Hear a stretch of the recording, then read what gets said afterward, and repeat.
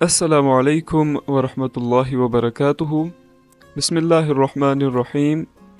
ولر کنارے جلد اول پارٹ 11۔ پرائمری اسکول سے ہائی اسکول کی طرف۔ ادیب فاضل کا امتحان پاس کرنے کے بعد ہی مولانا مرحوم نے مشورہ دیا کہ منشی فاضل کی تیاری شروع کی جائے۔ میں نے عرض کیا، مولانا، ادیب فاضل کے لیے پہلے درجے کا امتحان ادیب عالم پاس کیا جا چکا تھا، منشی فاضل کے لیے ابتدائی درجے کا کوئی امتحان پاس نہیں کیا ہے، نہ منشی اور نہ ہی منشی عالم۔ براہ راست آخری مرحلے کا امتحان کتنا مشکل ہوگا۔ میں نے صرف 8ویں جماعت تک فارسی پڑھی ہے۔ مولانا مرحوم نے اپنے مخصوص انداز میں فرمایا، ذرا زیادہ محنت کرنی پڑے گی۔ میں نے اللہ تعالیٰ کی مدد اور نصرت کے سہارے منشی فاضل کی کتابیں جمع شروع کی اور پڑھنا شروع کر دیا۔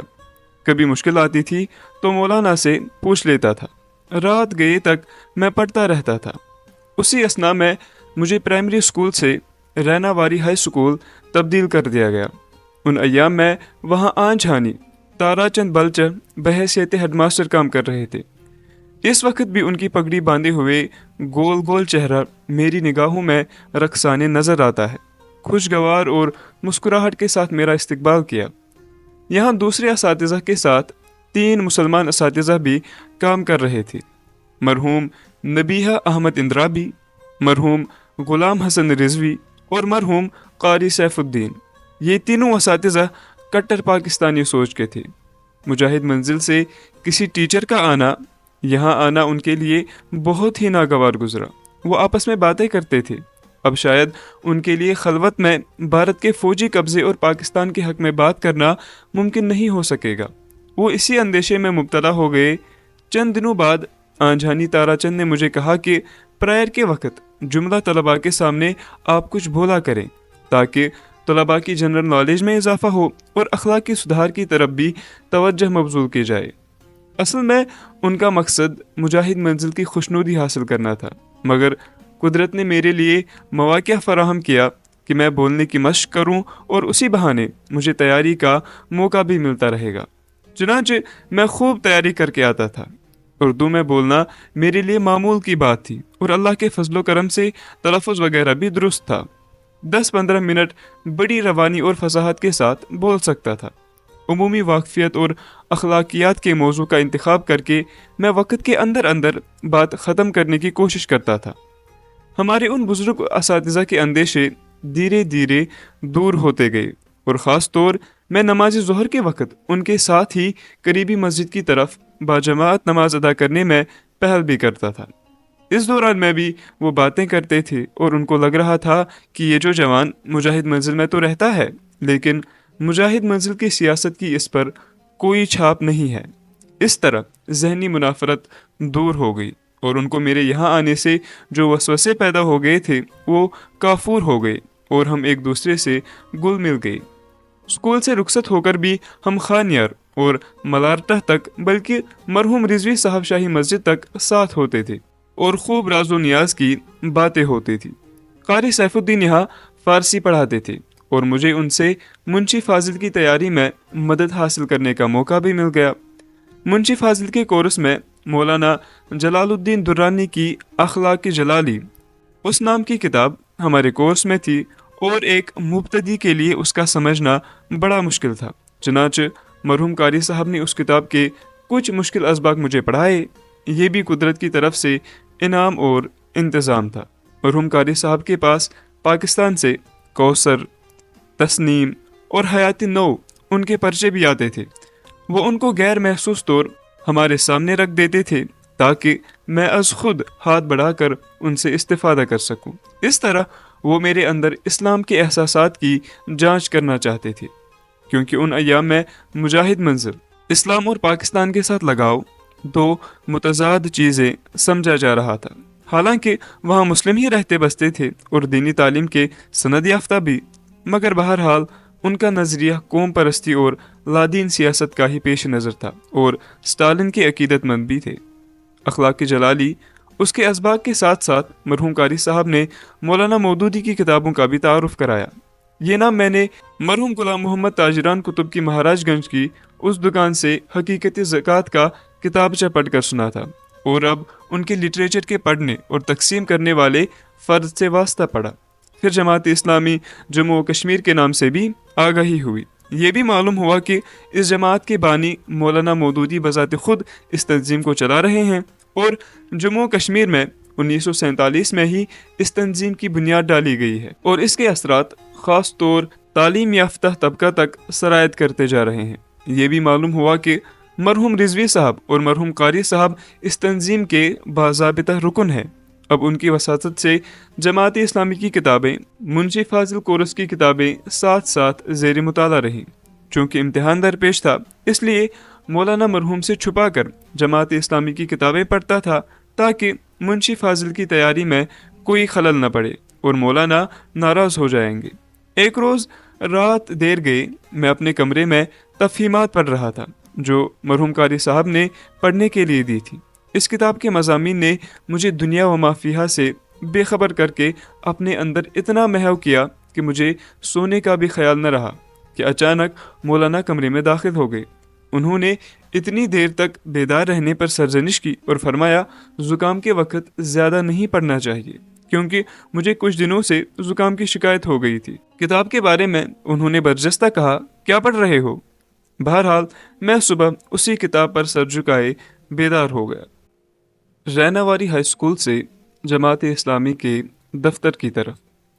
मुंशी फाजिल के इम्तिहान की तैयारी के साथ साथ जमात इस्लामी का तैयार करदा लिटरेचर भी मुताला में रहा।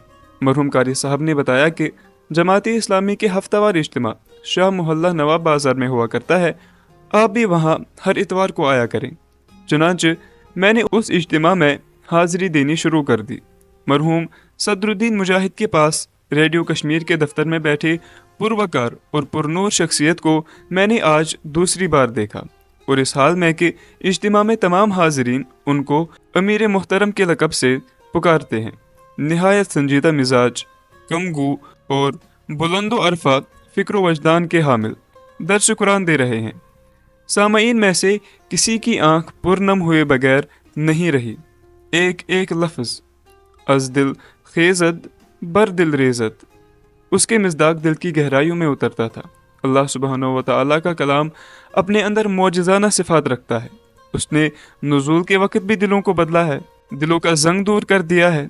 आज भी वो बराबर ऐसे ही मौजिज़े दिखाता है, मगर इसके पहुँचाने वाले आज वो नहीं है जो दौर अव्वल में थे। दर्स कुरान के बाद हाज़रीन का तारुफ़ हुआ। मरहूम कारी साहब ने मेरा तारुफ़ कराया कि मुजाहिद मंजिल में क़याम पज़ीर हैं, रैनावारी हाई स्कूल में टीचर हैं। मेरी वसातत से जमात का तारुफ़ हुआ है। आज मेरी ही दावत पर यहाँ आए हैं। उसी नशस्त में मरहूम मोहम्मद शफ़ी, जिनका ये मकान था, मरहूम हकीम गुलाम नबी, मोहतरम हकीम गुलाम हसन, हाफिज़ मुहियुद्दीन मरहूम, मोहतरम मोहम्मद हुसैन चिश्ती, मोहतरम मोहम्मद शफ़ी सलाती और कुछ दूसरे लोग तशरीफ़ फरमा थे। तारुफ़ के बाद हालात हाजिरा पर बात हुई। जमात की दावत को अवाम तक पहुँचाने के काम का जायज़ा लिया गया। मुश्किलात और मवानिया को सामने लाया गया। जुमला हाजिरीन ने अपने अपने हल्का जात और हल्का हाई असर में काम की रुदात और तफसील बताई। उस मरहले पर सबसे ज़्यादा जो इल्ज़ाम दिया जा रहा था वो आइम्माए मस्जिद और दीनदार तबका की तरफ से, ख़ास तौर जो तबका पीर मरीदी के रिश्तों की बुनियाद पर इस्लाम के दाई समझे जा रहे थे, वो तमाम लोगों में एतिकाद के नाम पर जमात इस्लामी के दाइयाना मिशन को बद एतिकादी का इल्ज़ाम देकर आमतुन्नास को भड़काने की कोशिशों में लगा हुआ था। ये मेरा पहला मौका था। बाद में सूरत हाल के मुख्तलिफ पहलू सामने आ गए और मैं जमात इस्लामी के असल और बुनियादी नज़्मुल ऐन अकामत दीन की हकीकत और तकाज़ों को समझने की कोशिशों में लगा रहा। मुजाहिद मंजिल की सरगर्मियों में अभी कोई फ़र्क नहीं पड़ा और ना ही अभी कोई रद्द अमल सामने आ गया। अलबत्ता उस इज्तिमा के बाद जमात से वाबस्ता अफराद मेरे पास आते जाते रहे। इब्तिदाई दौर में इस नज़रिए ने अफराद मोहब्बत और आफत की जिस लड़ी में प्रो दिया था वो एक मिसाली दौर था। पहली बार देखने में एक दूसरे के साथ दिली मोहब्बत और लगाव पैदा हो जाता था और जुदाई नाकाबिले बर्दाश्त सदमा बन जाती थी। मुजाहिद मंजिल श्रीनगर की शाही मस्जिद के साये में तामीर हुआ है। गर्मियों के मौसम में मुजाहिद मंजिल के मुकीम यहाँ ही नमाज़ें अदा करते थे। مولانا مسعودی بھی ان نمازیوں میں شامل ہوتے تھے۔ نماز عصر کے بعد مجلس جم جاتی تھی۔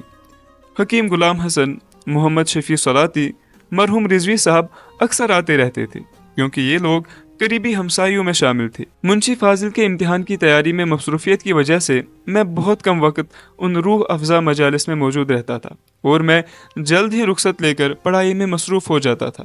مرحوم مولانا بھی اس بارے میں برابر نگرانی کرتے رہتے تھے۔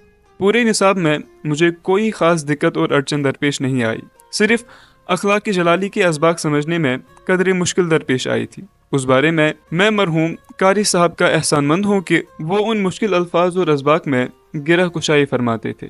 اللہ ان کی مغفرت کرے۔ مولانا مسعودی مرحوم چونکہ بہت مصروف ہوتے تھے، وہ مجھے وقت نہیں دے سکتے تھے۔ ایک طرف ریناواری ہائی اسکول، دوسری طرف ہر اتوار کو جماعت کے ہفتہ وار اجتماع میں شرکت اور تیسری طرف امتحان کی تیاری۔ ان مصروفیات میں گرے رہنے سے زندگی کی لذت اور قیمت کا احساس اجاگر ہو جاتا تھا۔ منشی فاضل امتحان کا وقت آ گیا۔ میں بھرپور تیاری اور ذہنی یکسوئی کے ساتھ امتحان میں شامل ہو گیا، اس یقین کے ساتھ کہ کامیابی مقدر بن جائے۔ اللہ برتر و بزرگ کی مدد، نصرت اور حمایت سے منشی فاضل کا امتحان خوش اسلوبی سے پاس کیا۔ 1952 کے کنوکیشن میں منشی فاضل کی ڈگری بھی دے دی گئی۔ مولانا مسعودی مرحوم میرے بارے میں ایک اور منصوبہ ترتیب دے گئے تھے۔ اس خاکہ کے مطابق وہ مجھے غیر محسوس انداز میں تیار کر رہے تھے۔ ایک موقع پر صبح کی چائے نوش کر رہے تھے، میں سامنے بیٹھا تھا۔ فرمایا، میں چاہتا ہوں آپ ایم اے کریں تاکہ کوئی کمی نہیں رہنی چاہیے۔ یہ خاکہ میرے تصور سے بہت بالا تھا۔ منشی فاضل کا نتیجہ سامنے آتے ہی دوسرے روز مجاہد منزل میں ایک درمیانی قد کے پنڈت جی تشریف فرما ہوئے۔ یہ ریٹائرڈ ٹیچر تھے۔ میرے حاشیے خیال میں بھی نہیں تھا کہ ابھی کوئی دوسرا کورس شروع ہونا ہے۔ آنجانی پنڈت جی نے فرمایا کہ مجھے مولانا نے آپ کو انگریزی پڑھانے کے لیے بلاوا بھیجا ہے۔ ماشاءاللہ، وہ خود ہی میٹرک کا انگلش نصاب ساتھ لائے تھے۔ میرے لیے صرف زانوی تلمس طے کرنا، قلم اور کاپی ہاتھ میں لینا اور انگریزی لکھنا، پڑھنا اور سیکھنا تھا۔ ولر کناری نام کی اس آپ بیتی کے پڑھنے والوں کو بہت اچنبھا لگ رہا ہوگا کہ دنیا میں ایسے بھی گزرے ہیں جو کسی انجان جوان میں کوئی صلاحیت محسوس کر کے اس کو پروان چڑھانے کے لیے مواقع پیدا کرے، لیکن یہ پڑھنے اور جاننے والے لوگوں کو تاریخ کی اس حقیقت کا بھی ادراک کرنا چاہیے کہ محمود و ایاز کے رشتے شاہی دربار کے سب درباریوں اور حواریوں کے لیے قابل برداشت نہیں ہوتے ہیں، بلکہ یہ ان کی راتوں کی نیند کو حرام کرنے کا موجب اور سبب بن جاتے ہیں۔ آنجانی پنڈت جی بڑی محبت اور پیار سے مجھ کو پڑھاتے تھے اور میں بھی خوب محنت کرتا تھا۔ ہوم ورک رکھ کر جب وہ دیکھتے تھے تو وہ بہت خوش ہو جاتے تھے۔ ایک استاد کے لیے سب سے بڑھ کر خوشی اس شاگرد کو دیکھ کر ہوتی ہے جو اس کے پڑھائے ہوئے سبق کے ساتھ انصاف کرے اور یہ جان کر کہ اس میں میرا اپنا فائدہ اور بہتر مستقبل کی ضمانت ہے، استطاعت بھر محنت کرے۔ آنجانی ماسٹر جی ایسا ہی مانتے تھے، اس لیے بڑے شوق سے پڑھاتے تھے اور ہر مشکل کو دور کرنے میں راحت محسوس کرتے تھے۔ مولانا مرحوم کا انتخاب بھی بے مثال تھا۔ انہوں نے اپنے زیر تربیت جوان کی ضرورت کا بھرپور خیال رکھا تھا۔ اگلا قصہ، جماعت اسلامی کی طرف سے پہلی ذمہ داری۔ شاہ محلہ نواب بازار میں ہونے والے اجتماعات میں حاضری اب میرے مشاغل میں اولین ترجیح بن گئی تھی۔ چند اجتماعات میں شرکت کے بعد ہی مجھ پر ان اجتماعات کی کارروائی لکھنے کی ذمہ داری عائد کی گئی۔ اب میں بڑی تفصیل کے ساتھ کارروائی لکھتا تھا اور دوسرے اجتماع میں اس کو پڑھ کر سناتا تھا۔ جملہ رفقا بہت محظوظ ہوتے تھے کہ درس قرآن کا خلاصہ اور دوسرے خطبات کا تذکرہ بڑے جامع انداز میں سامنے لایا جاتا تھا۔ رہنواری ہائی اسکول میں خطاب کا فریضہ انجام دے کر دراصل اللہ تعالیٰ کی طرف سے میری تربیت کا سامان فراہم کیا جا رہا تھا اور اب لکھنے کا مواقع فراہم کر کے ایک اور ضرورت کو پورا کرنے کا اہتمام ہوا۔ اعوذ باللہ من الشیطان الرجیم، ذالک فضل اللہ یؤتیہ من یشاء واللہ ذو الفضل العظیم۔ یہ اللہ تعالیٰ کا فضل و احسان ہے، جسے وہ عطا کرتا ہے، وہ بہت ہی بڑا فضل کرنے والا ہے۔ ان اجتماعات میں نئے نئے چہرے سامنے آتے تھے، ان کے ساتھ تعارف ہوتا تھا۔ اس طرح حلقہ اثر روز بروز بڑھ رہا تھا۔ مرحوم Ghulam Ahmad bag government teacher تھے۔ کلام اقبال کے زبردست شیدائی تھے۔ جب بھی مجلس میں کچھ پڑھتے تھے تو ان کی آنکھوں سے آنسوؤں کی دھار لگتی تھی۔ مجلس میں سب شرکا کو رلاتے تھے۔ شوپیاں کے مرحوم غلام احمد احرار مرحوم رحمۃ اللہ علیہ امرتسر کے دینی مدرسہ کے فارغ تھے۔ جماعت احرار کے ساتھ وابستگی کی بنیاد پر ان کے اسم گرامی کے ساتھ لفظ احرار مستقل لاحقہ بنا رہا، بلکہ اب تو ان کی اولاد بھی اس لاحقہ کی وارث بن چکی ہے۔ محمد شفیع ملک مرحوم تقوی، دیانت اور ایمانداری کا مجسمہ ویٹرنری محکمہ میں کام کرتے تھے۔ ان کو دیکھ کر فی الواقع خدا یاد آتا تھا۔ ڈاکٹر غلام رسول یہ بھی محکمہ تعلیم میں کام کرتے تھے۔ بہت ہی ذہین، پالیسی معاملات میں ان کے مشورے بڑے قیمتی اور گرد و پیش کے حالات کے ساتھ بھرپور مطابقت رکھنے والے ہوا کرتے تھے۔ مولو چترا گام کے مرحوم حکیم غلام نبی فاضل دیوبند اور علم طب اور الجراح کے سند یافتہ تھے۔ مولانا مودودی کے لٹریچر کا تعارف مولانا مرحوم احرار کی وساطت سے ہوا کہ ان کا تاثر تھا۔ مولانا مرحوم کی لکھی ہوئی خطبات نے مجھے دین کی روح سمجھا دی، جو میں دیوبند سے فاضل ہو کر بھی نہیں سمجھا تھا۔ اس کا مطلب یہ نہیں ہے کہ دیوبند میں دین کی روح نہیں سمجھائی جاتی ہے، بلکہ ان کے اس تاثر کا مطلب یہ ہے کہ ہر کس و ناقص دیوبند جا کر دین نہیں سمجھ سکتا۔ مولانا نے اس خطبات میں ایمان، اسلام، حقیقت نماز، حقیقت زکوٰۃ، حقیقت روزہ، حقیقت حج اور حقیقت جہاد جس عام فہم انداز میں سمجھایا ہے، اس انداز سے مروجہ دارالعلوم کی تعلیمات میں نہیں سمجھایا جاتا ہے۔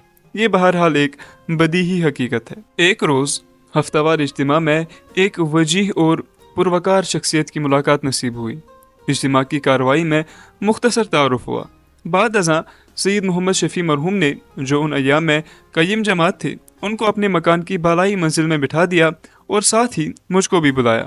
بتایا گیا کہ آرونی ضلع اسلام آباد کے مرحوم غلام مصطفیٰ ملک ہیں، جو اپنے علاقہ میں سربرآوردہ شخصیت کے مالک ہیں۔ ان کے جذبہ ایثار کا یہ حال ہے کہ انہوں نے اپنی بستی آرونی میں 30 کنال باغ وقف کیا، جس کی آمدنی سے وہاں دینی درسگاہ کا قیام عمل میں لایا گیا، اور مرحوم حکیم غلام نبی صاحب اس کے پہلے بانی مبانی اور صدر مدرس تھے۔ اس مدرسہ میں ابتدائی ایام میں جدوجہد آزادی کے سرفروش مجاہد شہید محمد مقبول بٹ نے بھی بحیثیت مدرس کام کیا ہے۔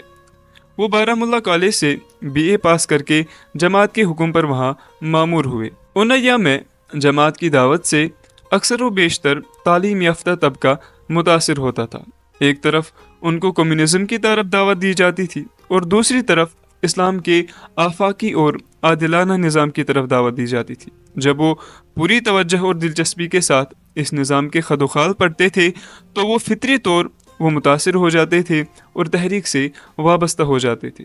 تحریک اسلامی کی مخالفت کرنے والے طبقات کے لیے یہ بھی ایک وجہ بن جاتی تھی کہ وہ دیکھ رہے تھے کہ جدید تعلیم یافتہ طبقہ تحریک اسلامی کے حلقۂ اثر میں آ رہا ہے، اور ان کی سجادہ نشینی نئی نسل کے دور ہو جانے سے اپنی اہمیت اور کشش کھو دیتی تھی۔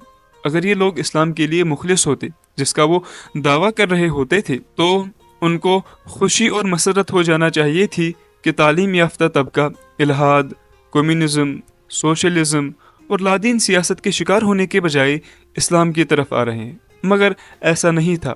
ان کو بقول مرحوم مولانا عطا اللہ شاہ بخاری، ان لوگوں کو اپنے حلوے مانڈے سے دلچسپی ہے، مردہ جنت میں جائے یا جہنم میں، ان کی بلا سے۔ یہی حال ان لوگوں کا تھا۔ جماعت اپنے نظریہ اور اصول کی طرف دعوت دیتی تھی، وہ کسی مسلک اور کسی شخصیت کی طرف دعوت نہیں دیتی تھی، جیسا کہ عام طور پر شخصیتوں کو محور بنایا جاتا ہے، کسی اصول اور نظریہ کو نہیں۔ اصل میں ملت مرحومہ میں زوال کے اسباب میں سب سے بڑی وجہ یہی ہے کہ ملت کو دین کی بنیادوں، قرآن اور اسوہ حسنہ کی طرف دعوت نہیں دی جاتی ہے، بلکہ مختلف مسالک کی طرف، مختلف شخصیتوں اور سجادہ نشینیوں کی طرف۔ پھر کوئی معیار بھی سامنے نہیں ہوتا جس پر ان شخصیات کو پرکھا جائے اور جس کو رد و قبول کا معیار بنایا جائے، جیسا کہ قرآن پاک میں سورہ النساء میں فرمایا گیا ہے، ایمان والو اطاعت کرو اللہ کی اور اللہ کے رسول صلی اللہ علیہ وسلم کی اور ان اولو الامر لوگوں کی جو تم میں سے ہوں، یعنی اطاعت اللہ اور اطاعت رسول کرنے والے۔ ریناواری ہائی اسکول سے रोगनाथ मंदिर मिडिल स्कूल में तबादला। जमात इस्लामी के हफ्तावार इज्तिमा में शिरकत और कार्रवाई लिखने का काम, ये सब कुछ मुजाहिद मंजिल के क़याम के दौरान में हो रहा था। मगर जूं जूं ये सिलसिला दराज हो रहा था, मुजाहिद मंजिल में काम करने वाले इसको संजीदगी से लेने लगे। मौलाना मसूदी मरहूम खुद इस काम का बहुत कम नोटिस ले रहे थे। एक मौके पर जमात इस्लामी के लिटरेचर के बारे में मुस्कुराते हुए फरमाया, जहनी वर्जिश के लिए अच्छा है, यानी ये लिटरेचर जो इस्लाम की हकीकी तस्वीर सामने ला रहा है। श्रीनगर में जमात इस्लामी के असरात धीरे धीरे नफूज हो रहे थे और मुखालफत भी बढ़ रही थी। एक हफ्तावार इज्तिमा में तय पाया कि खानकाह मोहल्ला में दावती इज्तिमा किया जाए। मरहूम हकीम गुलाम नबी रहमतुल्लाहि अलैह पर आलिम दीन होने की निस्बत से जिम्मेदारी डाल दी गई कि वो खिताब करेंगे। चुनाचे इंतज़ाम करने वालों और जमात इस्लामी से वाबस्तगान में मैं भी शरीक था। खानकाह मोहल्ला के सहन में स्टेज बनाया गया और नमाज मगरिब के बाद ही मरहूम हकीम साहब खिताब के लिए खड़े हो गए। चंद मिनट बाद ही खानकाह से वाबस्ता मुजाविर हजरात ने हंगामा शुरू कर दिया कि यहाँ इज्तिमा न किया जाए और तबलीग न की जाए। मरहूम ने कुरान पाक की आयत का हवाला दिया, ख़ास तौर दीन के मुकम्मल होने का इदराक पैदा करने की कोशिश की। अऊज़ु बिल्लाहि मिनश शैतानिर रजीम, अल-यौम अकमलतु लकुम दीनकुम व अतममतु अलैकुम निअमती व रदीतु लकुमुल इस्लाम दीना। अल-माइदा 13। आज मैंने तुम्हारे दीन को तुम्हारे लिए मुकम्मल कर दिया है और अपनी नेमत तुम पर तमाम कर दी है और तुम्हारे लिए इस्लाम को तुम्हारे दीन की हैसियत से कबूल कर लिया है। इसकी रोशनी में दीन और सियासत का इम्तिजाज समझाने की कोशिश की। किसी खानकाही ने एतराज़ किया कि दीनकुम नहीं, ये दीनुकुम है, यानी फतह के बजाय ज़म्मा है।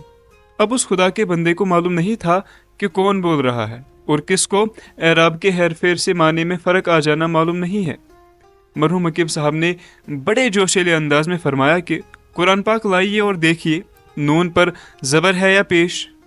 मोतरिस को मालूम हुआ कि मैं किसी नीम मुल्ला के मुंह नहीं लग रहा हूँ, बल्कि ये आलम दीन है और अरबी ज़ुबान और ख़ास तौर सर्फ़ नहव पर उसको इतना अबूर है कि बिला खौफ तरदीद ये बात कही जा सकती है कि वादी कश्मीर में इस पाई का आलिम नहीं होगा। खानकाह के मुजाविरों को प्रोग्राम नहीं होने देना था, वो बहानों की तलाश में थे। उन्होंने स्टेज को दरहम बरहम किया और हज़रत मीर सैयद अली हमदानी रहमतुल्लाहि अलैह के मिशन के हकीकी अलमबरदारों को बात करने और दीन को अपने असल रंग में पेश करने का मौका नहीं दिया। हालांकि मरहूम हकीम साहब ने अपने खिताब का आगाज़ अल्लामा इकबाल के इस शेर से किया था, सैयदुस सादात सालार अजम दस्ते ऊ मेमार तकदीर उमम।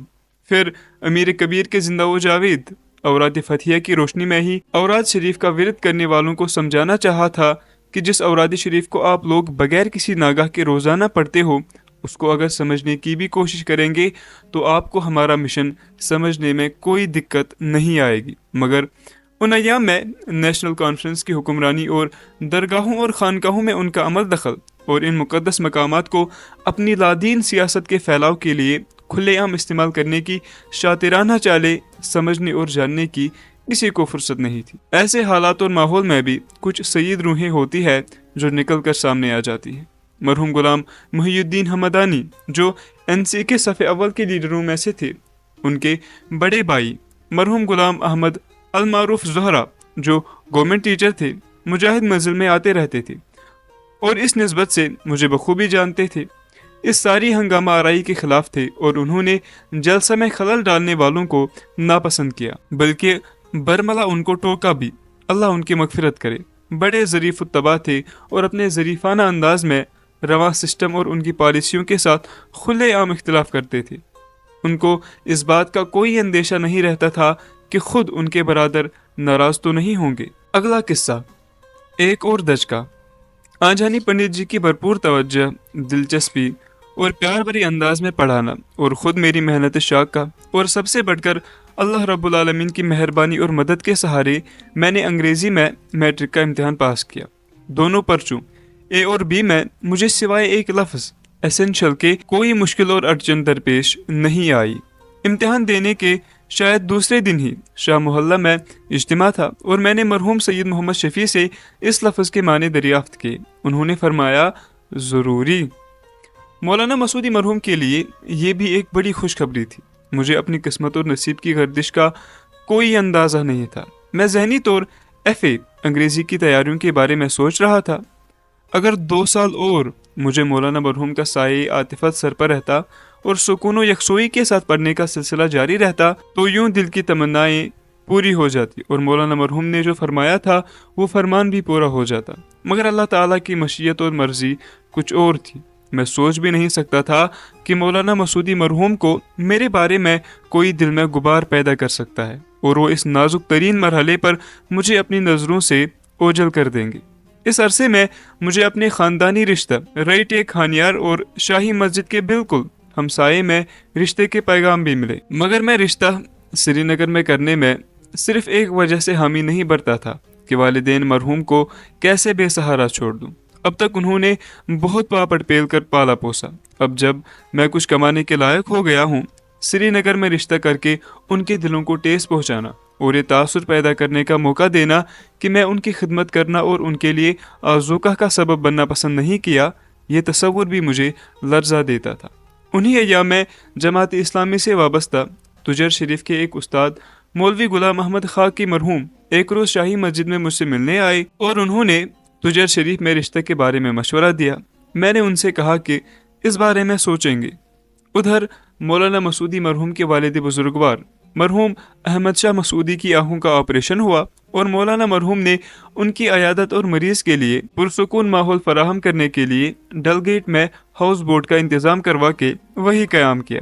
اس عرصے میں ان کو بتایا گیا کہ علی شاہ گیلانی چونکہ جماعت اسلامی کے اجتماعات میں جاتے ہیں اور جماعت سے وابستہ افراد اکثر و بیشتر ان کے پاس آتے ہیں، مجاہد منزل نیشنل کانفرنس کا مرکزی دفتر ہونے کے بجائے پاکستان نوازوں کا اڈہ بن گیا ہے، اس لیے ان کو اب رخصت کیا جانا چاہیے۔ میں کسی فرد کا نام نہیں لوں گا، مگر تنظیم سے وابستہ افراد جتنے بھی ان سے ملنے جاتے ہوں گے سب کا اندازی کلام یہی ہو سکتا ہے۔ مجاہد منزل میں فی الواقع جماعت سے وابستہ افراد آتے تھے۔ محمد یعقوب رفیقی ایک روز بڑے اضطراب اور بے چینی کی کیفیت میں بالفعل روتے ہوئے آئے۔ اس سے پہلے روز اجتماع میں تھے، اب اجتماع سے فارغ ہو کر ایک دوسرے کی یاد نے اتنا بے قرار بنا دیا کہ دیوانہ باد چلے آئے۔ اس وقت وہاں کچھ افراد ارد گرد بیٹھے تھے، انہوں نے بھی اس صورت کو دیکھا اور یہ تاثر لیا ہوگا کہ یہاں تو کچھ اور ہی مناظر دیکھنے میں آتے ہیں۔ اسلام اور پھر پاکستان کے ساتھ نظریاتی اور ذہنی وابستگی کا برملا مظاہرہ ان کی سیاست اور پالیسی کے منافی تھا۔ مولانا مسعودی مرحوم بڑے مضبوط دل گردے کے مالک تھے، مگر آخر کار بشر ہی تھے، اور مرحوم شیخ محمد عبداللہ کا اثر ان پر بہت غالب تھا۔ وہ لازماً یہ سوچ رہے ہوں گے کہ جو افراد میرے سامنے یہ باتیں کر رہے ہیں وہ مرحوم شیخ صاحب کے سامنے بھی لازماً اس انداز کی باتیں دہراتے ہوں گے، اور تنظیم کے سب سے بڑے ذمہ دار جنرل سیکریٹری کے سائے تلے اس قسم کا ماحول بنایا جا رہا ہو۔ مرحوم شیخ صاحب اس کا کیا اثر لیں گے اور وہ میرے بارے میں کیا سوچ رہے ہوں گے؟ کہیں اس میں سرکاری مخبری کا دخل بھی تو نہیں تھا؟ چنانچہ خود ان کے میرے بارے میں خواب اور ارادے اس پروپیگنڈا مہم کے آگے ہلکے پڑ گئے، اور انہوں نے بغیر کسی تعامل کے اس وقت کے انسپیکٹر سکولز مرحوم نور الدین کو بلاوا بھیجا اور ان سے کہا کہ گیلانی کو ان کے گھر یعنی مڈل سکول بمئی سوپور تبدیل کر کے بھیج دیا جائے۔ مولانا کے حکم کے آگے کس کی مجال تھی کہ نہ کرتا۔ مجھے روگناتھ مندر مڈل سکول میں آرڈر ملا کہ فوری طور بومئی سوپور مڈل سکول جوائن کیا جائے، درمیان میں کوئی وقفہ اور رخصت کی گنجائش نہیں ہے۔ چنانچہ میں مولانا مرحوم سے ملے بغیر مجاہد منزل سے ہمیشہ کے لیے رخصت ہو گیا۔ مرحوم غلام الدین گھانی جو مولانا کی طویل غیر موجودگی میں مولانا کی ہدایت کے مطابق میرے لیے گھر سے کھانا پکا کر لاتے تھے، کیونکہ میں اکیلا ان ایام میں مجاہد منزل میں رہتا تھا، ان سے بھی رخصت لینے کا موقع نہیں ملا۔ ان کے بڑے احسانات تھے، اللہ تعالیٰ ان کی مغفرت کرے اور ان احسانات کے بدلے ان کو اجر عظیم عطا کرے۔ مجاہد منزل میں محمد ابراہیم نام کا چوکیدار ہوا کرتا تھا، اس موقع پر اس کے تیور بھی بدل گئے تھے۔ یہ آپ گزشتہ صفحات میں پڑھ چکے ہوں گے کہ ہم لوگ 50 عیسوی میں ہی ہجرت کر کے ڈورو آ گئے تھے۔ میں آرڈر ملتے ہی اسی روز سری نگر سے سوپور آیا اور دوسرے روز بومئی مڈل سکول میں جوائن کیا۔ ان ایام میں وہاں دلینہ بارہ ملا کے رہنے والے مرحوم حسین علی انصاری ہیڈ ماسٹر تھے، اللہ ان کی مغفرت کرے۔ بڑے قابل، علم دوست، تحقیقی اور تعمیری سوچ کے حامل تھے۔ शायर भी थे और तन्हा तखल्लुस रखते थे। बोमई बस्ती में ही ख्वाजा अब्दुल जब्बार लोन के घर में क़याम रखते थे और सनीचर को घर जाकर सोमवार को वहां से टांगा किराया पर लेकर ड्यूटी पर पहुंच जाते थे। जाफरी मस्तक से वाबस्ता थे। अपनी मेहनत और डेडिकेशन की वजह से अवाम में बड़ा असर और नफूज रखते थे। स्कूल बिल्डिंग बनवाने में उन्होंने पूरे जिनागिर इलाके में माली ताउन हासिल करने के लिए बड़ा सरगर्म किरदार अदा किया है। बोमई मिडिल स्कूल सोपोर, अप्रैल 1953। मुजाहिद मंजिल में पढ़ने, लिखने और रहनुमाई हासिल करने के जो मौके मौजूद थे वो अचानक छिन गए, जिसका वहमो गुमान भी नहीं था। मुझे बोमई में काम करने के दौरान में ये सदमा मुसलसल ताक़ुब करता रहा। मुझे ज़हनी और कल्बी सुकून से महरूमी हुई और मैंने जो तालीमी मैदान में मुसलसल और मुतवातिर आगे बढ़ने के ख्वाब देखे थे वो यकायक चकनाचूर हो गए। ये मरहला सिर्फ़ और सिर्फ इसलिए आया कि मुजाहिद मंजिल में रहते हुए मैंने जमात इस्लामी का लिटरेचर और उसकी सरगर्मियों में भरपूर हिस्सा लेना शुरू कर दिया था।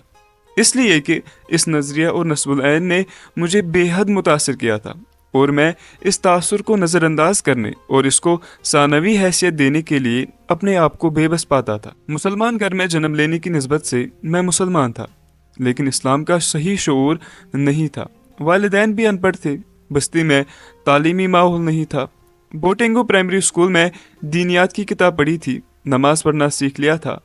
लाहौर भी इस हाल में ले जाया गया कि बिल्कुल लड़कपन और खेल कूद का ज़माना था। दूसरी मर्तबा दीन को अपने असल रंग में पहचानने के मौके नहीं मिले। कुरान पाक के 2 बड़े सूरा अल बकरा और आल इमरान हिफ्ज़ कर लिए, मगर कुरान का फ़लसफ़ा जानने और समझने के मौके नहीं मिले। दीनी मदारिस में जो तालीम दी जा रही थी उसको हमागीर और वक़्त के तकाज़ों के मुताबिक करार नहीं दिया जा सकता था।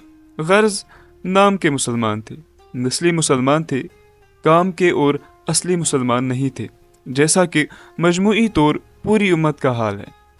बरतानवी दौर इक़्तिदार में 20वीं सदी के आगाज़ से ही इस्लामी फ़िक्र के परवान चढ़ने के दिन नज़र आ रहे हैं। मौलाना अबुल कलाम आज़ाद मरहूम ने भी इस काम का आगाज़ किया था, लेकिन कांग्रेस की छाप लग जाने से वो इस राह में इस्तिक़लाल के साथ आगे न बढ़ सके। तवातुर, तसलसल और डेडिकेशन के साथ उस दौर में जिन शख्सियात को अल्लाह ताला ने इस आदत से नवाजा और सरफराज फरमाया, उनमें सरफहरस्त अल्लामा इकबाल और फिर सैयद अबुल आलम मौदूदी है, जिन्होंने खूनी जिगर पीकर और अपने जिस्म की हड्डियां तक गुला दी, मगर इस्लाम के कामिल दीन, निज़ाम और कंप्लीट वे ऑफ लाइफ की हैसियत से समझाने में कोई कसर बाकी नहीं रखी। दूसरे उलमा का किरदार नज़रअंदाज नहीं किया जा सकता। अल्लामा शिबली नोमानी, मौलाना सुलेमान नदवी, सैयद अबुल हसन अली नदवी, उलमाए देवबंद और उलमाए नदवा। मगर जिस आसान और आम फहम अंदाज में मौलाना मौदूदी ने इस फरीज़ा को अंजाम दिया है, वो अपनी जामियत और असरात के लिहाज से 20वीं सदी का एक बहुत बड़ा कारनामा और मौजज़ा है। उलमाए इस्लाम के बारे में ये बात बिला खौफ तरदीद कही जा सकती है कि जिस अंदाज से उन्होंने इस्लाम को समझा होता है, उस अंदाज से कुफ्र, शिर्क, निफाक और तागूत को नहीं समझा होता है। अल्लामा इकबाल और मौलाना मौदूदी को ये मुनफरिद मकाम हासिल है कि उन्होंने तागूत के मिजाज, उसकी साजिशों और इस्लाम के खिलाफ उनके मंसूबों का भरपूर इदराक हासिल किया और उनके मकरो फरेब और दजलो जाल का पूरी बसीरत और कुव्वत के साथ इब्ताल किया है। मैं बात कर रहा था कि मुजाहिद मंजिल से मेरे इखराज की वजह जमात इस्लामी के नज़्बुल ऐन के साथ ज़हनी कुर्बत बनी है। अमली तकाज़े तो दम वापसीन तक दावा नहीं किया जा सकता कि पूरी हो सकेंगे, इल्ला माशाअल्लाह। बोमई मिडिल स्कूल में सोपोर के मोहम्मद रमज़ान गोजरी मरहूम टीचर थे और कुछ पंडित बरादरी के लोग भी, जिनमें पंडित जानकी नाक एक उस्ताद थे। मैंने FA कोर्स का सरसरी आगाज़ श्रीनगर में ही किया था और ये आज़म था कि इस साल इम्तिहान पास किया जाए, मगर मेरा वक्त डोरू से बोमई और फिर वापस डोरू, फिर कोई दिलचस्पी और भरपूर तवज्जो के साथ पढ़ाने वाला भी न मिला। पंडित जानकी नाथ को कभी कभी मौका मिलता कुछ सबक पढ़ा देता था, मगर जिस यकसोई और भरपूर रहनुमाई के साथ मुजाहिद मंजिल में यह सिलसिला जारी था वो न रह सका। बोमई बस्ती में पंडित बरादरी के लोग भी बसते थे और मुसलमानों को भी पढ़ने के साथ अच्छी खासी दिलचस्पी थी। मरहूम ख्वाजा गुलाम कादिर जरगर ان کا گھر میرے جائزہ کے مطابق اس بارے میں بہت زیادہ دلچسپی کا مظاہرہ کرتا تھا۔ لون برادری بھی استفادہ کرنے کی کوشش کرتی تھی۔ یہ مڈل سکول ان ایام میں زینہ گیر کے بالائی علاقہ میں مرکز کی حیثیت رکھتا تھا۔ زالورہ سے لے کر گرد و نواح کے گاؤں کے لڑکے یہاں ہی مڈل کلاس تک پڑھنے آتے تھے۔ ڈورو سے بھی کچھ لڑکے آتے تھے۔ میرے اپنے چھوٹے بھائی سید ولی محمد گیلانی بھی اسی اسکول میں زیر تعلیم تھے۔ ان کے بارے میں مجھے بڑا شوق اور ارادہ تھا کہ ان کو تعلیم کے میدان میں آگے بڑھنے میں ہر ممکن مدد کریں گے، مگر بدقسمتی یہ تھی کہ وہ پڑھنے کے ساتھ زیادہ دلچسپی نہیں رکھتے تھے۔ یہ ذاتی طور میرے لیے سب سے بڑا المیہ اور دکھ کی بات تھی۔ جس محنت اور ریاضی کا میں خود عادی تھا، وہ صفت اور جذبہ ان میں ان کا تھا۔ بومی مڈل سکول کی سابقہ روایت کے بارے میں ان اوراق کے پڑھنے والوں کو یاد دلاؤں گا کہ اس سکول میں گامرو بانڈی پورا کے مرحوم مولانا عبدالقدیر فاضلی مرحوم تنہا انصاری سے پہلے ہیڈ ماسٹر تھے۔ وہ مرحوم خواجہ غلام قادر زرگر کے یہاں قیام رکھتے تھے، مگر سنیچر کو بومئی سے پیدل گامرو جاتے اور اتوار کے بجائے سوموار علی صبح گامرو سے چل کر عین وقت پر بومئی اسکول پہنچ جاتے تھے۔ سرسری اندازہ کے مطابق یہ 20 میل کا سفر بنتا ہے۔ اس زمانے کے استاد کتنے محنتی اور اپنے پیشہ کے ساتھ وہ کتنا انصاف کرتے تھے، چاہے ہندو استاد تھے یا مسلمان۔ میں نے کبھی تعصب کی بو باس نہیں دیکھی۔ ہندو استاد بھی بڑی شفقت، پیار اور محنت سے پڑھاتے تھے، حالانکہ اکثریت مسلمان لڑکوں کی ہوتی تھی، مگر وہ کبھی اپنے شاگردوں کو مذہب کی بنیاد پر غیر نہیں سمجھتے تھے۔ دیانت اور امانت داری ہر قدم اور ہر مرحلے پر پیش نظر رہتی تھی۔ دیانت داری، امانت داری محض پیسے کے لین دین میں ہی مطلوب نہیں ہوتی تھی، بلکہ جو فرائض آپ کو سونپے گئے ہوں ان فرائض کو انجام دینے میں آپ دیانت اور امانت داری کا مظاہرہ کرتے ہیں یا نہیں، اصل معیار یہی ہوتا ہے۔ ڈورو اور بومئی کے درمیان میں گوری پورا ایک بستی آتی ہے۔ یہاں کے لڑکے بھی بومئی اسکول میں پڑھتے تھے۔ اس بستی کے باشندوں کے ساتھ اس عرصے میں میری خصوصی روابط پیدا ہو گئی۔ مرحوم خواجہ عبدالرحیم میر، مرحوم خواجہ ثناء اللہ میر، مرحوم خواجہ محمد اسحاق میر اور دوسرے ہمسائے میرا بہت زیادہ احترام کرتے تھے۔ میں وہاں ٹھہر کر دین کی باتیں بتاتا تھا اور ان لوگوں کو کچھ نیا ہی انداز لگ رہا تھا۔ ان کے یہاں سری نگر کے پیر حضرات تشریف لاتے تھے، مگر ان کی زبان سے کبھی وہ اس انداز سے اسلام اور دین کے بارے میں باتیں نہیں سنتے تھے۔ بڑے نیک اور صالح فطرت لوگ تھے۔ بغیر کوئی اختلاف کیے انہوں نے ہماری آواز کا ساتھ دیا۔ بومی مڈل سکول میں تجر شریف کے مولوی غلام احمد خاکی مرحوم بحیثیت عربی ٹیچر کام کر رہے تھے۔ انہوں نے میری بومئی اسکول میں تعینات ہونے کو نیک شگون سمجھا اور شاہی مسجد سری نگر میں کہی ہوئی بات کے لیے انہوں نے سلسلہ جنبانی شروع کر دی۔ مرحوم غلام محی الدین مخدومی کی لڑکی ان کی اہلیہ کی بھتیجی تھی۔ اصحاب خانہ کو اس رشتے میں ایک ہی عذر تھا کہ ہم ڈورو میں مہاجرت کی زندگی گزار رہے ہیں۔ نہ اپنا مکان ہے، نہ زمین ہے جس پر مکان بنا سکے، اور نہ کوئی مزید ذریعہ آمدن ہے۔ ایک خوشحال اور کھاتے پیتے گھرانے کی لڑکی آخر اس غریب گھر میں جا کر کیسے گزر بسر کر سکے گی؟ ان کا یہ عذر بالکل معقول تھا اور اس کا ہمارے پاس کوئی جواب نہیں تھا۔ ایک روز انہوں نے خفیہ طور 2 ہمسایہ بزرگوں کو ہمارا گھر دیکھنے بھیج دیا۔ ہمارے گھر والوں کو بالکل علم نہیں تھا اور میں بھی ڈیوٹی پر تھا۔ میرے وہم و گمان میں بھی یہ بات نہ تھی کہ اس طرح بے خبری کے عالم میں گھر دیکھنے بھیجیں گے۔ مجھے والدین اور ہمشیرہ وغیرہ نے بتایا کہ ان کو تو معلوم تھا کہ ہم ہمشیرہ کے مکان میں رہ رہے ہیں، اب مزید دیکھنے کی کیا ضرورت تھی؟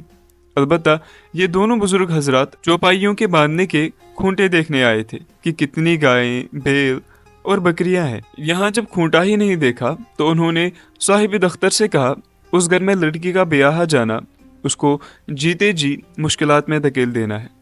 مرحوم محی الدین مخدومی کا ایک بیٹا مختار احمد گورنمنٹ ٹیچر تھے اور ان ایام میں ورنو لولاب میں تعینات تھے۔ ان کی گھر کی آمد پر جب والدین نے ان سے مشورہ لیا تو انہوں نے کہا لڑکا برسر روزگار ہے، پڑھا لکھا ہے، باقی ضروریات اللہ تعالیٰ فراہم کرے گا، توکل علی اللہ کر کے اس رشتہ کو قبول کر لینا چاہیے۔ چنانچہ مولانا مرحوم کی یہ کوشش کامیاب ہو گئی اور صاحب دفتر نے توأن و کرہن اقرار کر لیا۔ اس وقت تک مجھے بومئی اسکول میں تقریباً 4 ماہ گزر چکے تھے۔ اگست 1953 میں ایک اور واقعہ رونما ہوا کہ جماعت اسلامی کے نظم العین کے ساتھ ذہنی اور قلبی وابستگی وجود پذیر ہو گئی اور جس کا آغاز 49-50 میں سری نگر میں ہی ہوا تھا۔ اب تک ہمارے لیے یہ آزمائشی مرحلہ تھا۔ جماعت کا مرکزی نظم نگرانی رکھے ہوئے تھا کہ یہ وابستگی محض جذباتی ہے یا شعور کی بیداری کے ساتھ اقامت دین کے نصب العین کے قبول کیے جانے کا فیصلہ لیا گیا ہے، کیونکہ ان کو معلوم تھا کہ اس نصب العین کو قبول کرنا بقول مولانا مودودی چو مکھی لڑائی لڑنا ہے، نفسوں، غلط رسم و رواج، طاغوتی نظام اور اس کے علمبردار، استبداد اور آزمائشیں، ان سب کو برداشت کرنے کی ہمت اور حوصلہ ہو تو جماعت کی بنیادی رکنیت دی جاتی تھی۔ یہ کوئی آسان راستہ اور پھولوں کی سیج نہیں تھی۔ بقول اقبال، یہ شہادت گہے الفت میں قدم رکھنا ہے، لوگ آسان سمجھتے ہیں مسلمان ہونا۔ جماعت اسلامی کے ابتدائی دور میں انتخاب ارکان کا یہی طریقہ تھا کہ دن، ہفتہ اور مہینہ نہیں، کئی برس تک فرد کو پرکھا اور آزمایا جاتا تھا، اور جب وہ اس عرصے میں استقامت کا مظاہرہ کرتا تھا اور اقامت دین کے نصب العین کو زندگی کے تمام کاموں کے مقابلے میں ترجیح اور اولین ترجیح دے دیتا تھا، پھر کہیں جا کر اس کو بنیادی رکن بنایا جاتا تھا۔ اولین مرحلہ متاثر، دوسرا مرحلہ ہمدرد اور تیسرا مرحلہ رکنیت کا آتا تھا۔ جس فرد کو رکنیت کا فارم پر کرنے کے لیے کہا جاتا تھا، اس کے جسم کا رواں رواں لرز اٹھتا تھا، اس کو ذمہ داریوں کا بھرپور احساس ہوتا تھا، اور وہ اپنا جائزہ لیتا تھا کہ میں ان ذمہ داریوں کو انجام دینے کی صلاحیت اور استطاعت رکھتا ہوں، کیا میں عزم راسخ اور پختہ ارادہ رکھتا ہوں، مجھ میں ابتلا اور آزمائش برداشت کرنے کی ہمت اور حوصلہ ہے۔ اس سب کے باوصف وہ اللہ سے توفیق طلب کرتے رہتا تھا کہ وہ ان عظیم اور ثقیل ذمہ داریوں کو نبھانے اور انجام دینے کی ہمت بخشے اور اپنی مدد اور نصرت شامل حال رکھے۔ مرحوم غلام رسول میر، جن کا حال ہی میں انتقال ہو گیا ہے، اللہ تعالیٰ ان کی مغفرت کرے، کروٹ کروٹ جنت نصیب کرے، ان کی لغزشیں اور کوتاہیاں معاف کرے، بومئی سوپور سے اپنا اور میرا رکنیت کا فارم لے کر آ گئے اور کہا کہ مرکزی جماعت سے ہم دونوں کے لیے یہ فارم پر کرنے کے لیے آئے ہیں۔ مجھے ذمہ داری سونپی گئی ہے کہ آپ سے بومئی جا کر ملوں اور فارم پر کروا کر دستخط حاصل کروں۔ چنانچہ ہم دونوں نے پرنم آنکھوں سے بارگاہ رب العزت میں استقامت کی دعا مانگتے ہوئے رکنیت کے فارموں پر دستخط کر دیے، اور ہم جماعت اسلامی جموں و کشمیر کے بنیادی رکن بن گئے۔ اس مرحلے پر پوری ریاست جموں و کشمیر میں بنیادی اراکین کی تعداد مشکل سے 100 تک پہنچ چکی تھی۔ جماعت اسلامی جس عظیم اور آزمائشی نصب العین کی امانت دار ہے، اس میں کمزوری آ جانا پوری ملت کے لیے لمحہ فکریہ ہے، کیونکہ یہ تنظیم امت مسلمہ کے مشترکہ نصب العین کو لے کر آئی ہے۔ اس کے ساتھ وابستہ ہر فرد کو اس کا احساس ہو جانا چاہیے۔ اعوذ باللہ من الشیطان الرجیم، وَلْتَكُمْ مِنْكُمْ أُمَّةٌ يَدْعُونَ إِلَى الْخَيْرِ وَيَأْمُرُونَ بِالْمَعْرُوفِ وَيَنْهَوْنَ عَنِ الْمُنكَرِ وَأُولَئِكَ هُمُ الْمُفْلِحُونَ۔ تم میں سے کچھ لوگ تو ایسے ضرور ہی رہنے چاہیے جو نیکی کی طرف بلائیں، بلائی کا حکم دیں اور برائیوں سے روکتے رہیں۔ جو لوگ یہ کام کریں گے وہی فلاح پائیں گے۔ آل عمران 104۔ Intermediate college Sopore. Bomai middle school سے مجھے 4 مہینے کے اندر اندر انٹرمیڈیٹ کالج سوپور تبدیل کر دیا گیا۔ سوپور میں ابھی تک ڈگری کالج نہیں بنا تھا، اس لیے ہائی اسکول کلاسز اور ایف اے کلاس ایک ساتھ چل رہے تھے۔ مرحوم مفتی جلال الدین یہاں بحیثیت پرنسپل کام کر رہے تھے، اور فارسی پڑھانے والے ٹیچر سری نگر تبدیل ہو گئے تھے، یہاں پوسٹ خالی ہو چکا تھا۔ ڈائریکٹر ایجوکیشن یہاں دورہ پر آئے تھے۔ مرحوم مفتی صاحب نے ان کو فارسی اور اردو پڑھانے کے لیے ٹیچر کی ضرورت کا اظہار کیا، اور ساتھ ہی میرا نام بھی تجویز کیا۔ وہ مجھے مجاہد منزل کے حوالہ سے بخوبی جانتے تھے، چنانچہ اسی روز مجھے تبدیلی کا آرڈر ملا اور میں سوپور کالج پہنچ گیا۔ پرنسپل صاحب سے پہلے ہی تعارف تھا، دوسرے سارے اساتذہ میرے لیے نئے چہرے تھے۔ رام چند رینا سوپور کے سینئر ٹیچر تھے، بڑے محنتی، تجربہ کار اور دفتری کام کے ماہر۔ وہ اکثر دفتر میں ہی کام کرتے رہتے تھے۔ ایک جواں سال ٹیچر جناب تریلوکی ناتھ تکو سب سے پہلے ملے جب میں جوائن کرنے کے لیے آ گیا۔ چہرے مہرے سے لگ رہا تھا کہ میری آمد پر وہ نہ تو خوش ہوئے اور نہ مطمئن۔ مرحوم مولوی غلام محمد مخدومی عربی ٹیچر تھے۔ بہرحال سوپور قصبہ میرے لیے نیا نہیں تھا، مگر طالب علمی کی حیثیت سے اور پھر اپنے گاؤں سے والد مرحوم کے ساتھ کبھی کبھی سودا سلف لانے کے حوالے سے محلہ بابا یوسف میں مرحوم محمد رجب ذکی کی دکان سے ہم اکثر سودا وغیرہ خریدتے تھے، مگر ایک استاد کی حیثیت سے، اور وہ بھی انٹرمیڈیٹ کالج میں، یہ میرے لیے ایک بڑی آزمائش کی حیثیت رکھتی تھی۔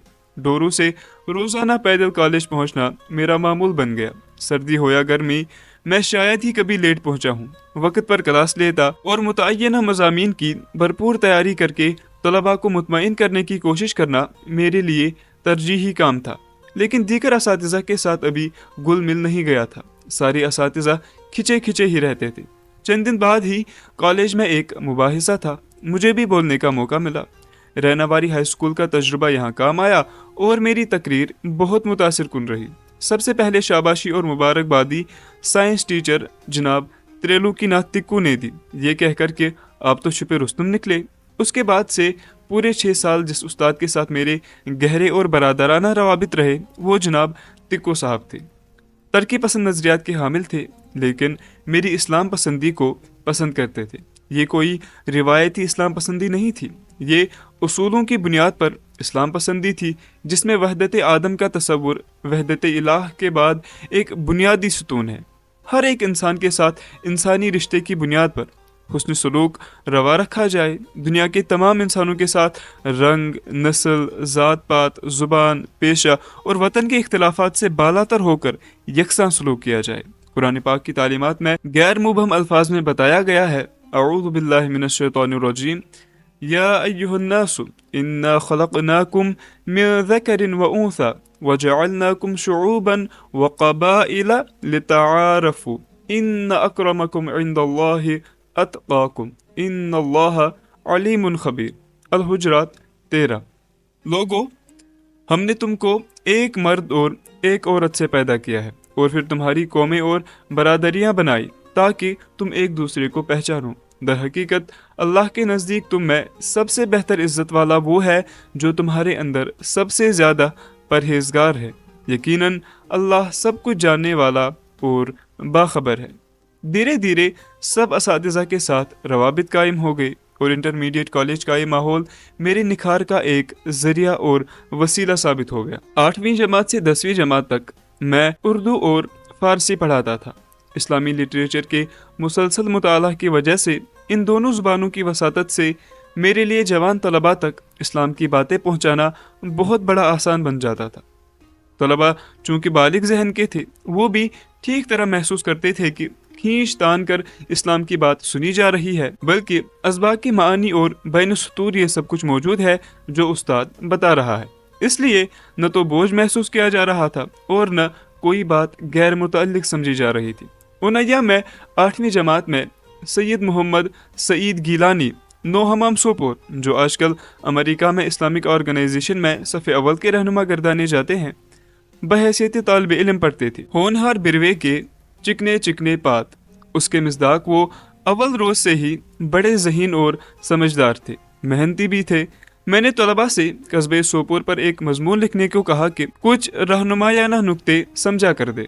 دوسرے دن تمام طلباء نے مضمون لکھ کر لایا، مگر سید محمد سعید نے جو طویل مضمون لکھا تھا وہ اس مڈل کلاس میں زیر تعلیم طالب علم کے معیار سے بہت بلند اور اونچا تھا، ایک بہترین ادب پارا تھا۔ اسی وقت اندازہ ہوا تھا کہ یہ طالب علم آگے جا کر علم و ادب میں نام پیدا کرے گا۔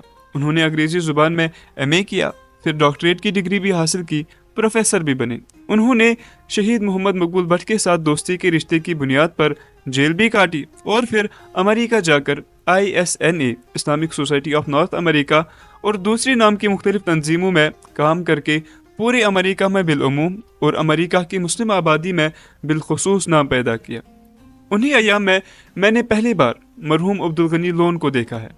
موجود طلباء میں بلند قامت اور چالاک بھی۔ ایک روز میں نے باہر دروازے سے پھلانگتے ہوئے دیکھا، میں نے دریافت کیا، بتایا گیا کپواڑہ کے طالب علم ہیں۔ اس کے بعد وہ کالج سے فارغ ہوئے اور SP کالج میں داخلہ لے کر انہوں نے گریجویشن کر کے علی گڑھ سے LLB کی ڈگری حاصل کی۔ کالج درجے کے طلباء کو پڑھانے والے اس وقت کے پروفیسروں کے نام جو مجھے یاد ہیں، شام لال مدن حساب پڑھاتے تھے، پگڑی باندھ کر آتے تھے۔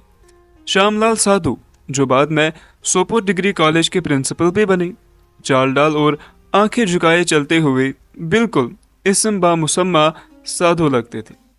مرحوم پروفیسر شمس الدین جو فارسی پڑھاتے تھے، جناب اکبر حیدری جن کو پرنسپل جناب مفتی صاحب کے ساتھ ہمیشہ انبن رہتی تھی، پروفیسر فدا محمد حسنین جو ہسٹری پڑھاتے تھے، نوجوان اور بڑے ہی کم گو اکنامکس پڑھانے والے پروفیسر غلام محمد بٹ تھے۔ کالج کے پروفیسر صاحبان 10ویں جماعت تک پڑھانے والے اساتذہ کے ساتھ بہت ہی کم میل جول رکھتے تھے۔ ان کو اپنی برتری کا احساس تھا جو ان کی چال ڈال اور طرز کلام سے ٹپکتا رہتا تھا۔ ہم لوگ اپنے کام سے کام رکھتے تھے اور بہت ہی کم ان حضرات کے منہ لگتے تھے، لیکن پرنسپل صاحب اور اسٹاف کے ممبران کے درمیان جو ناچاکی اور چپکلش رہتی تھی اس سے اسٹاف کا کوئی ممبر ناواقف نہیں تھا۔ بالآخر یہ تناؤ جناب مفتی جلال الدین صاحب کے تبادلہ پر منتج ہوا اور ان کی جگہ سری نگر کے رہنے والے جناب سیف الدین صاحب بحیثیت پرنسپل تعینات کیے گئے۔ تعلیمی اداروں میں اسٹاف ممبران کے درمیان کھچا اور تناؤ پورے تعلیمی ماحول کو مقدر بنا دیتا ہے اور طلباء کے ذہن پر اس کے بہت ہی ناخوشگوار اثرات مرتب ہوتے ہیں۔ کچھ طلباء کی نگاہوں میں ان کے استاد ایک ماڈل ہوتے ہیں۔ اگر ماڈل میں ہی کمی ہو تو ان پر نگاہ رکھنے والوں کے تعلقات اور معاملات میں کیسے بہتری کی توقع رکھی جا سکتی ہے؟ بہرحال انسانی معاشرہ میں چاہے گھر کا ماحول ہو یا کسی ادارے کا، جب تک سرد و گرم برداشت کرنے اور ایک دوسرے کے احترام کا جذبہ پروان نہ چڑھایا جائے، اس نوعیت کی صورتحال کا پیدا ہو جانا فطری نتیجہ ہے۔ سوپور میں تعینات ہو جانے کے بعد میرا دائرہ کار بہت بڑھ گیا۔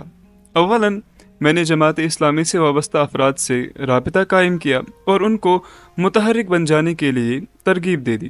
اس وقت یہاں مرحوم غلام محی الدین بٹ، مرحوم غلام نبی چنگال، مرحوم غلام نبی بٹ، مرحوم حکیم محمد مقبول، مرحوم ماسٹر غلام احمد مسعودی، مرحوم غلام رسول میر اراکین میں شامل تھے۔ باقی حلقہ اثر میں بہت سی تعلیم یافتہ نوجوان تھے، جن میں سیف الدین صفی صاحب، غلام محمد وائز جو سری نگر کے رہنے والے مگر بسلسلہ ملازمت سوپور میں قیام پذیر تھے اور جماعت کے نصب العین سے متاثر تھے۔